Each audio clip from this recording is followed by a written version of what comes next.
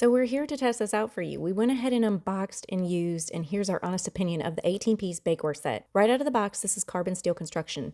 It feels sturdy, it's not flimsy. It heats evenly so you don't end up with burnt edges and undercooked centers. It does have the nonstick marble coating, which is a huge win too. Food slides right off of it, which makes baking things like brownies, cookies, and casseroles way less stressful. The silicone handles are another feature. They give you a better grip and they stay cooler than the plain metal edged ones. Can you order these to replace your old cheap rusty pans? Yes, that's exactly the kind of upgrade this set is for. If you've been using warped pans, rusted bakeware, mismatched pieces, this set is for you. I wouldn't recommend using metal utensils with these pans. Even though the coating is durable, metal utensils can scratch the nonstick surface over time. Stick with things like silicone, wood, or nylon to keep the coating in good shape longer. Cleaning these is easy because of the nonstick coating. Let pans cool first.